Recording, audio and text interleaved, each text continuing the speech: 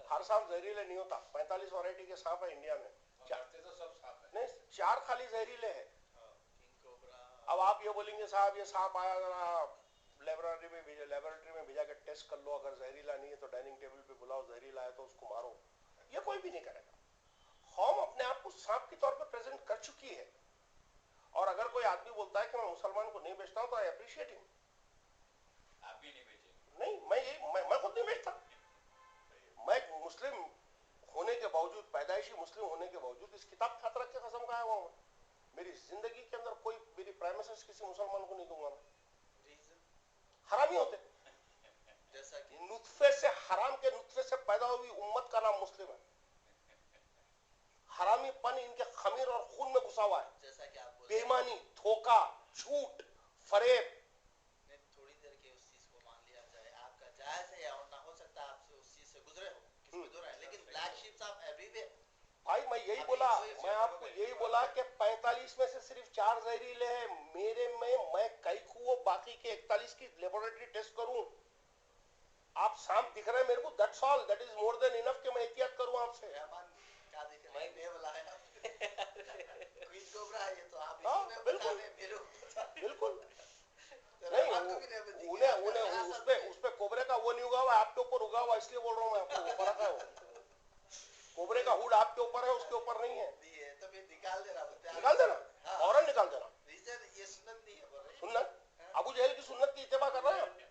नबी सल्लल्लाहु अलैहि वसल्लम को दे, हाँ, तो नबी सल्लल्लाहु अलैहि वसल्लम को दी। नबी सल्लल्लाहु अलैहि वसल्लम ने वहां के ट्रेडिशन की सुन्नत को फॉलो किया था। कॉस्ट्यूम आपकी वहां की ट्रेडिशन के हिसाब से थी, कस्टम के हिसाब, वहां का कस्टम था वो, उसको आपने अलग दिया। दाढ़ी वहां अरबों की कस्टम थी।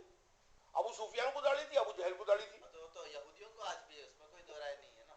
तो अगर ये बोलते हैं कि मैं रसूल की ही सुन्नत पे चलूंगा, तो रसूल की सुन्नत लोकलाइज कस्टम को फॉलो करना है। तो वो लोकलाइज कस्टम हिंदुस्तान का क्या है? नहीं, धोती नहीं, एक सादा सीधा एक आम आदमी का ड्रेस। भाई ये क्या रीजन होगा जो ज्यादा मुसलमान अक्सरियत में इस किस्म के होते हैं, जैसा आप बोले? आप महसूस करा है क्या की बोले, किराएदारों में से दो किराएदार मेरे मुसलमान हैं और दोनों ही सताते हैं हमेशा। साहब मेरी रियल एस्टेट के ऑफिस तो खैर नहीं बोलूंगा, लेकिन मेरे दिन भर मेरी इन्वॉल्वमेंट रहती है। मैं लोगों के भी काम करता हूँ, मेरे खुद के भी कामकाज रहते हैं। मेरी प्राइमेसेस के अंदर ये बोला हुआ है, मुस्लिम ब्रोकर अगर है तो उसको अंदर नहीं आने देना। He will not be allowed to enter the gate. एक साहब आए मेरे पास परसों, एक प्रॉपर्टी में बेचने में था। साहब हम कुवैत के हैं, दुबई के हैं, लंदन के हैं, मेरा नाम अब्दुल फारूक है। साहब बेचने की थी, अब बेचने की थी। That's it. अरे कल तक थी, वाला अभी तक थी, आपका नाम पूछने तक थी। क्यों? देखिए, आदमी ये ओपिनियंस फ्री में फॉर्म नहीं करता है। ये आदमी उस टाइम पे फॉर्म करता जब उसको कुछ एक्सपीरियंसेस होते, जब उसको कुछ तजुर्बे होते। वो तजुर्बे उसको सिखा के बोलते कि ये एहतियात करनी चाहिए। मुत्तकी कौन है यार? जो अपने कंसर्न्स को गार्ड करता है। आप आके मेरे कंसर्न को बैगन में मिला दे रहे हैं, मेरे से कमिटमेंट कर रहा है, अपना कमिटमेंट के इंसान है, आप धोखा देने को आए हुए मेरे पास। बिल्कुल मैं अप्रिशिएट करता हूं, हर आपकी तस्लीम करता हूं। मेरा जाती कंसर्न है, मेरी फैमिली, मेरी वेल्थ, मेरे बच्चे मेरा कंसर्न है। मैं उनको गार्ड करूं या आपके रिलीजन की सेंटिमेंट वैल्यू करूं? मैं भाई फुट्टी कौड़ी का काम नहीं करता हूं। लैब टेस्टिंग की जरूरत नहीं है। 44% बदमाश है, लिहाजा वो चारों को भी हटाइए। खत्म, बिल्कुल कैटेगराइज हो गया हो।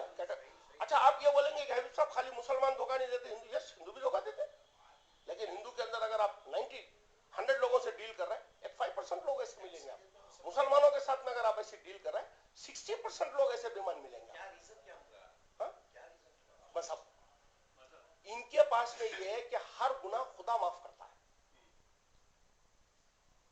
गुनाह आप मेरे साथ कर लीजिए, तहज्जुद की नमाज में एक सजदा कर दीजिए, अल्लाह बख्शने वाला है। मुसलमान गारत हुआ है मजहब की इत्तिबा में। ये एक वाहिद कौम है जिसको मजहब हर कदम पे चाहिए। बैतुल खला जाने के लिए इसको मजहब चाहिए। कोई दुआ है उसकी पढ़ के जाता अंदर। बीवी के पास बिस्तर करने से पहले दुआ पढ़ना है उसको, खाना खाने से पहले दुआ पढ़ना है उसको। जो मजहब है जो लानत बन के सरों पर मंडलाया हुआ है। अरे आप कॉमन सेंस की जिंदगी जिए यार। एक सादी सीधी उसूल होते हैं, सादा सीधा प्रिंसिपल होता है, एक जमीर की आवाज होती है, उसको जिंदा रखना आना चाहिए। मासूमों का लूट रहे हैं, हकदारों का हक मार रहे हैं। हाँ, कितने मैं केसेस मेरे पास में आते हैं जिसके अंदर भाई भाई को धोखा दिया। बड़ा भाई था, मर गया, उसकी बीवी का हिस्सा उसको नहीं मिल रहा, उसके बच्चों को हिस्सा नहीं मिल रहा। क्यों नहीं मिल रहा? भाया बेमान। वो बेमान क्यों बने? इसलिए बने कि निकम्मे हैं, मेहनत से कमाते नहीं है, लाइफ स्टाइल ऐसी पाले हैं कि जो आमदनी है उसके अंदर वो लाइफ स्टाइल चल नहीं सकती है। उस लाइफ स्टाइल को मेंटेन करने के लिए हराम खोरी करनी पड़ती है उसको। आप एक काम कीजिए साहब, मैं सवेरे 5:15 बजे उठ जाता हूं। 9 बजे से पहले पहले मेरे दिन भर के काम कंप्लीट हो जाते। 3 घंटे की वर्किंग रहती है। बाकी के टेलीफोन के काम रहते हैं। लिस्ट जो रहती फोन करने की, अरे नईम साहब को फोन करना है, नहीं साहब 11:30 के बाद ही करना पड़ेगा। उठे नहीं होंगे, उठे नहीं होंगे।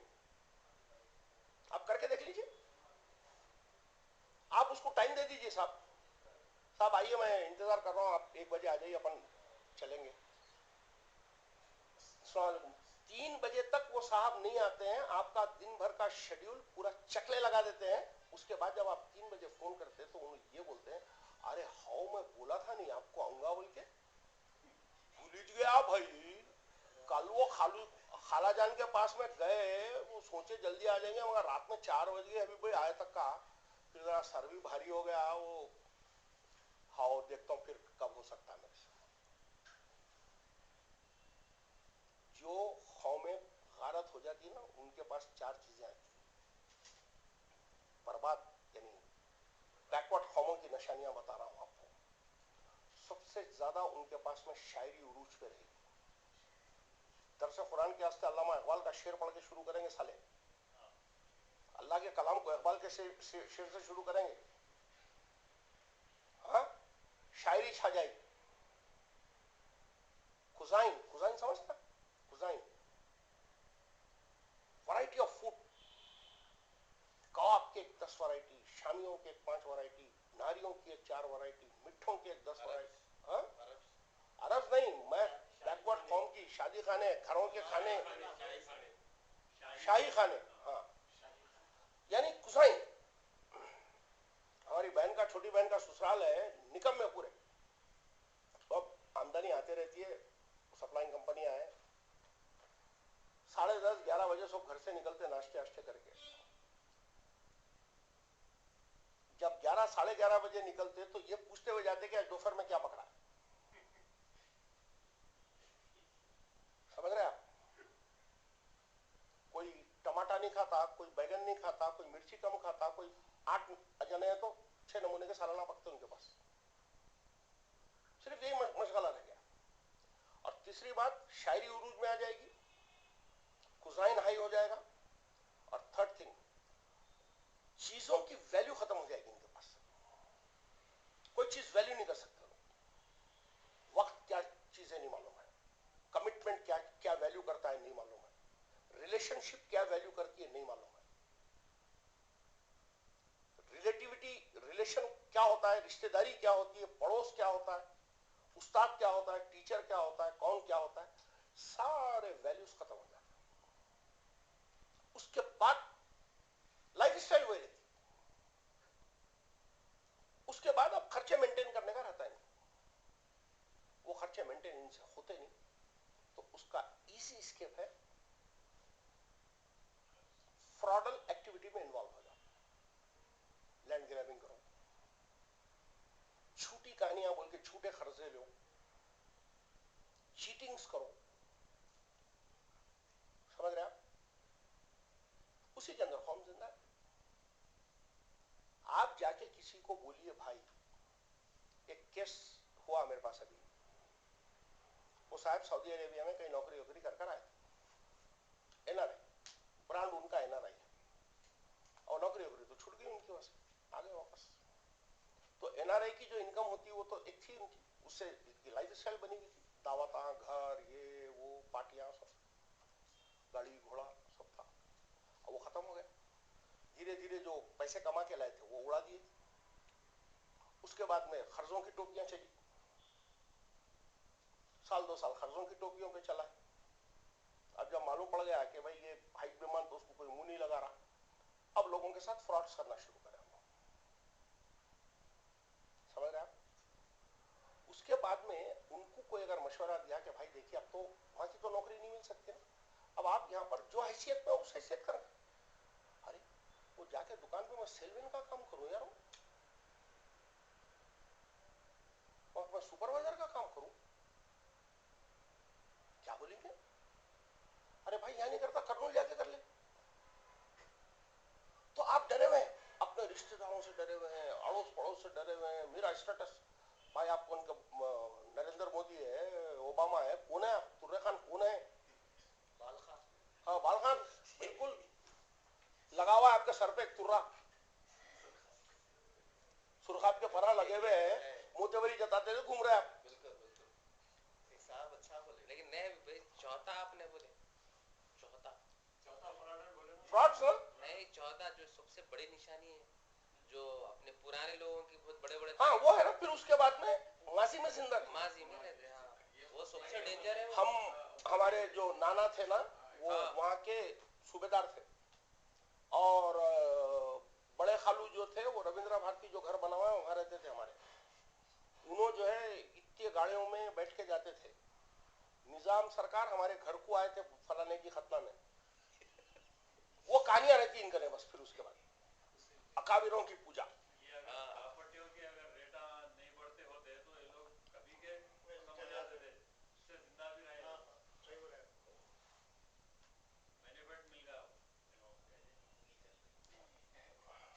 Muslims have lost their wisdom throughout the world, और ये विजडम लॉस हुई है मजहब की वजह से। आज बादशाह थी, ऑब्वियसली ऑब्वियसली गलत मजहब में जब कह रहा हूं तो मजहब ही गलत है, और उसकी इंटरप्रिटेशन सही भी हो कैसे सकती है? आप पेगनिक लॉस को शरिया कहते हैं यार, सोचिए, पेगनिक लॉस को आप शरिया कहते हैं, जिसमें डेमोक्रेसी की जीरो वैल्यू है। कुरान क्या कह रहा है? अगर मुसलमान कुरान से कंसल्ट किया हुआ होता ना अपने मसलों को, ये वही एग्जैक्टली कौम होती जो रसूल के दौर के इब्तिदाई 100 साल थे। वाइल्ड फायर की तरह इस्लाम फैला था पूरी वर्ल्ड के अंदर, वाइल्ड फायर की तरह। क्यों फैला था?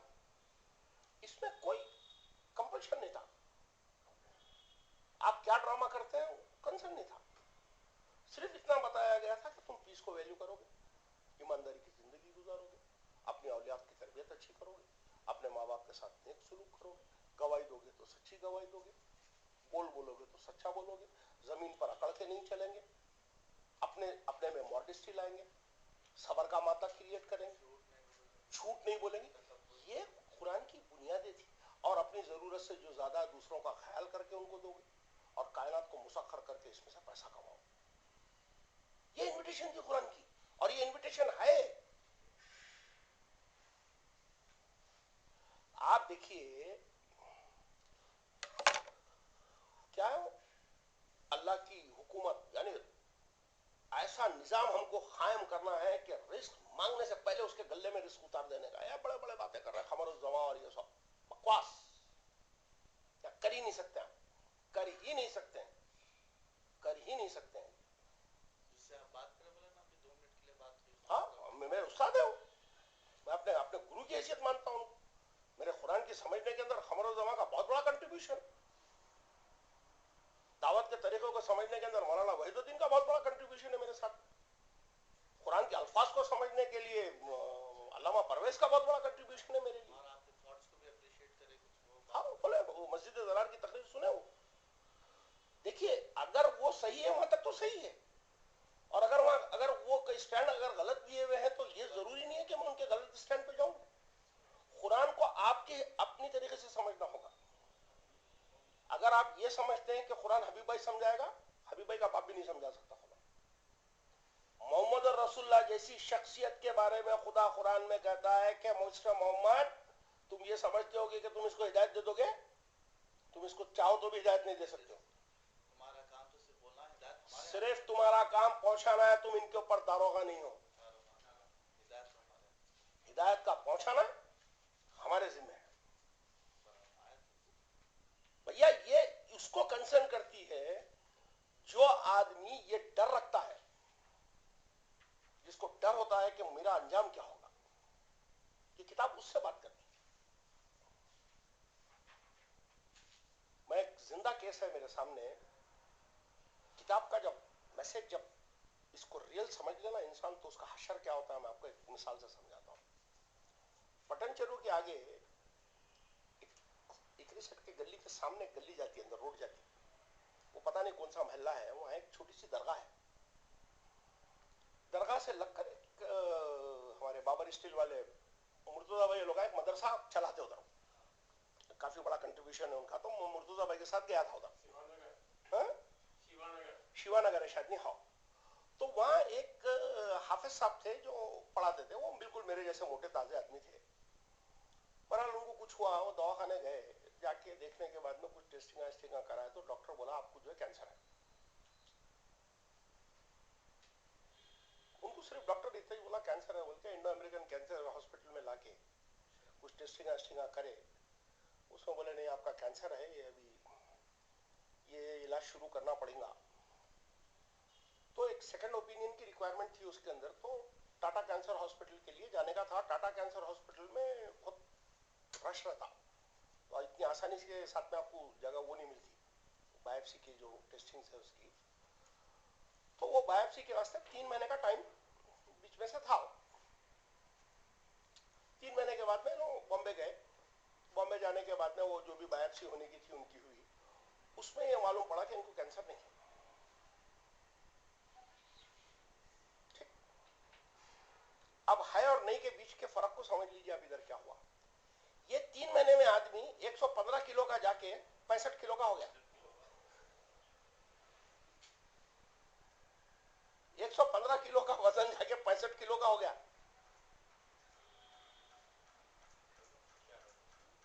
क्या खबर सुना उन्हें, मेरे को कैंसर है। ये बात उसको हिला के गला डाली अंदर से। खुदा बोलता मौत के बाद तुम्हारे हर फैसले का, हर काम का मैं तुम्हारे से अकाउंट लूंगा। यकीन है किसको यहां पर?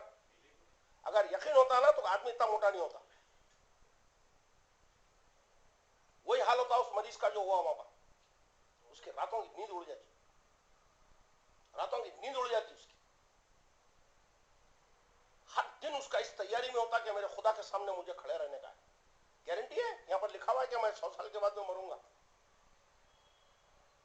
हर पल मेरा हर जिंदगी का दूसरा पल मौत है। मैं उसको तैयार रहूं कि जब मौत आ जाए मैं खुदा के सामने खड़ा हूं। तो आदमी जब ये एहसास लिया हुआ होता है तब जाकर वो हर चीज में एहतियात बरतता है, हर फैसले में एहतियात करता है, हर अमल में एहतियात करता है, हर मामले में एहतियात करता है, हर बोल में एहतियात करता है। उसको फिर ये पड़ी नहीं होती है कि अब्दुल रहमान देख रहा है, शरीफ साहब देख रहा है। उसको सिर्फ ये फिक्र होती है कि मेरा पैदा करने वाला मुझे देख रहा है, वो मेरा हिसाब लिख रहा है, और उसकी ये जिद है कि मौत के बाद में मुझे खड़े करेगा दोबारा। ये वो एहसास अकाउंटेबिलिटी का इंसान को अपनी हैसियत में ला देता है। ये जब इंसान अपनी हैसियत जानता है, इसको अरबी में कहते हैं ये शख्स अब अब्द हो गया। अब्द हुआ, अभी तो आबिद तो जब करेगा होगा। अब्दियत क्या है उसने अब समझी है। उसके बाद में उसने दूसरी चीज समझी है कि मैं कितना छोटा हूं और मेरा पैदा करने वाला कितना बड़ा है। स्मॉलेस्ट का अंदाजा किया और बिगेस्ट का अंदाजा किया। फिर अपनी हैसियत को जानकर फिर वो खुदा से जोड़ बनती है, वो कहलाती है इबादत। वो इबादत कहलाती है। इबादत रस्म बन के रह गई। सोचिए साहब, आप निजाम सरकार है, हम सब आपके नौकर हैं, आप हमको तनख्वाह दे रहे हैं, घर दे रहे हैं, खाने दे रहे हैं, पीने दे रहे हैं, हम लोग रोज आ रहे हैं आपका सरकार सरकार 5 वक्त। अरे उसका क्या हुआ सरकार, बस खाली एक ही मालूम, अस्सलाम वालेकुम अस्सलाम वालेकुम, आइए आइए आइए आइए आइए आइए आइए गौस भाई, अरे कहाँ है भाई गौस भाई, गायब है आप बिल्कुल जी जी जी, अस्सलाम वालेकुम, आइए जी जी जी, दिख रहा है चेहरे से नजर आ रहा है नूर भाई के भाई बोल के जी। तो आप क्या करेंगे साहब मेरे साथ? अरे किनको पाल के रखा रे भाई, मैं काम के ना काज क्या, खाली दोनों हाथों से सलाम मार के जा रहे हैं सुबह से शाम तक का।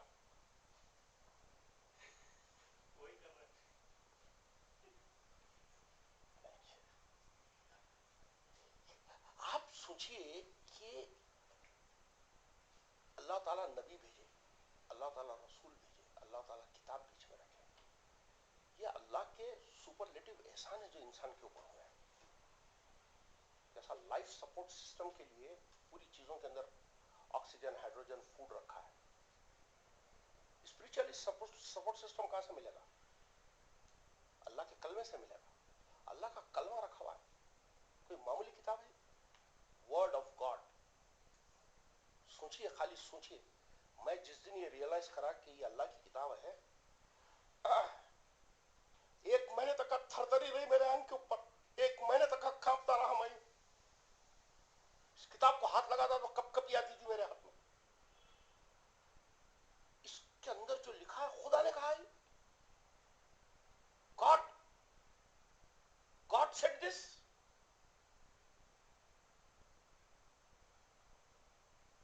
यकीन नहीं होता था, 1 महीना लगा समझने के वास्ते कि ये वर्ड ऑफ गॉड है। हम तो अल्लाह की किताब, अल्लाह की किताब, अल्लाह की किताब। आप रियलाइज कीजिए क्या है, जब मालूम पड़ेगा। और उसके बाद में इसके अंदर अल्लाह ने जो नहीं कहा है वो आप कहें। अल्लाह के नाम पे कई दूसरे इंसानों के कौलों को अल्लाह के नाम की छूट बना के पेश करे, अल्लाह ने कहा है। क्या कर रहे हैं आप खुदा के साथ? खुदा के सामने किसको खड़े कर रहे हैं आप? भैया आप यकीन मान लीजिए, मैं आदिल भाई दोनों सफर में थे, तो मैं आदिल भाई से बार बार यही पूछ रहा था, आदिल भाई मरने के बाद क्या हम फिर दोबारा जिंदा होंगे? अगर होंगे और इसका आंसर यस है तो फिर ये जिंदगी बहुत खतरनाक चीज का नाम है, और नहीं होंगे तो फिर कोई मसला ही नहीं, कुत्ते बिल्ली की जिंदगी जी लो, खत्म हो जाओ, क्या काय का टेंशन? 60 साल तो गुजर गए, 10 साल और गुजर जाएंगे, फिर टेंशन काय का? हाँ? क्या गौस भाई, मैं धोखा दे दूंगा, आप पकड़ने आए तक 5 साल लगेंगे, फिर उसके बाद में क्या कर लेते, मेरे को लेके कहां डालते? वैसे भी 5 साल में मरने वाला हूं, यहाँ नहीं जाके चंचल गुड़े में मरूंगा, और क्या होने वाला है इससे ज्यादा? मगर खुदा अगर वापस जिंदा करेगा तो, और फिर उसके बाद अबदन अबद जिंदगी दे देगा तो बहुत बड़ा प्रॉब्लम खड़ा हो जाएगा, बहुत बड़ा प्रॉब्लम। एक इटर्नल लाइफ का प्रॉब्लम आप झेल रहे हैं यहां पर मजाक करके खुदा के साथ। यहां आजादी है भैया, आप चाहे जो कर ले आप, खुदा यहां बीच में नहीं आएगा। खुदा ने अपने आप को इंसानी आजादी के साथ में डीलिंग किया हुआ है, अपने इख्तियार को इंसान के इख्तियार से जुदा कर दिया, सोच के मामले में, आजादी के मामले में। खिलाने पिलाने का काम खुदा कर रहा है, अमल की जिम्मेदारी इंसान के लिए आजाद छोड़ दी उसने, अपने आप को डीलिंग किया हुआ है। अब इंसान पे छोड़ा है कि क्या रास्ता चुनता है, सिराते मुस्तकीम चुनता है या छोटी छोटी गलियों में भटक कर अपनी जिंदगी को गारत करता है। तो आज का मौजू ही सिराते मुस्तकीम है, तो इंशाल्लाह मेरे ख्याल से आगे सब जने तो बात, क्या वकील साहब? तो हाँ भाई, शरफू भाई या हाफिज साहब दोनों इधर आगे पढ़ेंगे। अच्छा है ना, ये पढ़ेंगे, हाफिज है ना ये भी? तो आप हाफिज हैं? नहीं सर, मैं हाफिज नहीं, खाली रख लिया ऐसी दाढ़ी आपकी।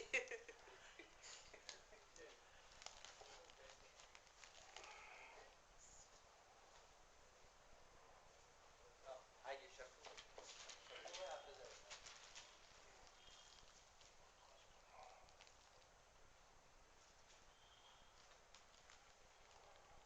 हाँ,